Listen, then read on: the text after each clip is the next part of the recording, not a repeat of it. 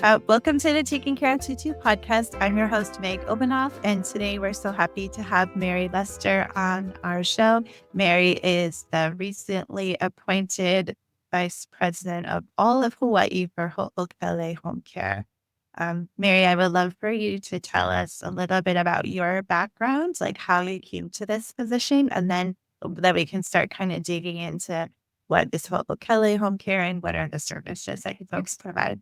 Absolutely. So I came to Hawaii about 15 years ago as a travel nurse and worked up at Kula Hospital for about 5 years. And at about 5 years, I knew I wanted to still be involved in elder care. I just wanted to be more part of a community, and I wanted to be able to service more people. So it was just kind of perfect timing because that is right when Ho'okele was starting to try and open up a brand new company here on Maui. And Got it. it just kind of ended up happening perfectly where at that time I got the executive director position in Maui and we started the company with like our mothership. What is Ho'okele? What is Vivia? What do Yeah, we both do? How do people pay for them? That would be great. absolutely. Absolutely. So Ho'okele has the traditional home care model where our goal is whatever we need to do to keep people aging in place because people want to stay in their homes if they can instead of having to go to a long-term care facility. So Yep. Ho'okele has the traditional model, which has a 4-hour minimum. That's anywhere from Okay. 4 hours once a week to 24/7 around the clock care. And we found out over the years that, for one, our aging population is growing and more Mm, people want to age in place. And mm. unfortunately, our caregivers and nurses' aid numbers are decreasing. So that was always like, Yes. we got to think outside the box. How are we going to be able to help people age in place? So that is kind of where the brainchild Vivia came into play. And Vivia is a task based program. So we are there doing exactly what you need, nothing more, nothing less. And so this is things like if people just need assistance with the shower, we come in and just assist them with the shower. Or some people, we can call them till we're blue in the face and say, don't forget to take your meds. But as soon as we hang up the phone, they forget to take their meds. So we physically Of course. the Yeah. house, give them their medications or assist them with their medications, and then we leave. So it's not just assisting them with their meds; it's also a second set of eyes on them. And this is actually a really good way for people who are new to needing people in the home. People want someone in the home; they don't want someone there for a few hours looking over their shoulder. As they'll say, I don't need it, so it's a waste of money, or things like that. Yeah. It's a really great way to assist people just getting started into needing home care. And what we have an intake team that's fabulous. So the loved one or the client will call our intake team and kind of explain the situation, what their loved one needs. And the intake team and the client or their family work together to figure out what that client needs as well as what they can afford.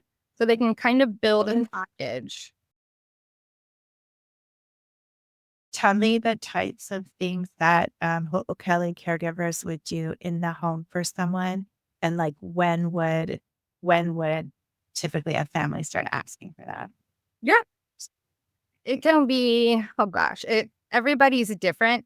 A lot of times we get clients who they may live on their own and they're doing pretty good, but maybe their memory is not as good, so they're forgetting to take their medications. Families live on the mainland and they're just starting to Yeah. worry about maybe mom and dad not eating when they should. So, just again, having that second set of eyes come in, making sure that they are eating and that they are taking their medications. We also get a lot of clients who have maybe had or started to have a lot of falls. Their balance isn't really as good. They're trying to get in and out of the shower on their own, and it's just not safe Mhm. anymore. Um, we have a lot of clients who they may wander during the day when their family's at work. They get bored, so they just go out and wander, and then they get lost, and that is a really scary situation. So just someone to be with them during the day. And then we do have the clients where they cannot do anything on their own. They're completely dependent on someone for all of their care, bathroom, bathing, feeding, dressing, but they want to stay in their homes. So, Wow. yeah, so families work with us to do whatever we can to make sure that they get to stay in their home. one thing that I was going to mention is with the Vivia program. So with traditional, and I think with all the companies right now, if you need that 4, 8, 12, there's usually a waiting list. Oh, okay. Vivia, since they're in a general GPS location, there is no Mhm. waiting list. We just, we can put you right in your neighborhood. And, we may need to do some tweaking because we keep things in a route. So we would just, it's so much easier and it's so much faster to start. So maybe for someone who's feeling like they need the services now, they're on a wait list or they're maybe even on the Ho'okele wait list.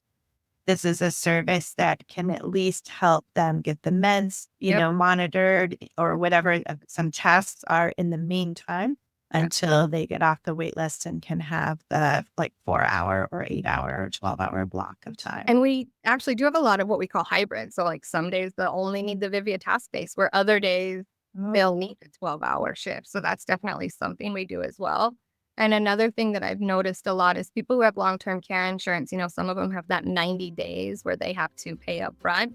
Oh, yeah. You can just do, a short Vivia visit, and that is going to count as a day. So they're paying up front, but they're paying a way smaller amount, and they can do that for 90 days until their claim kicks in.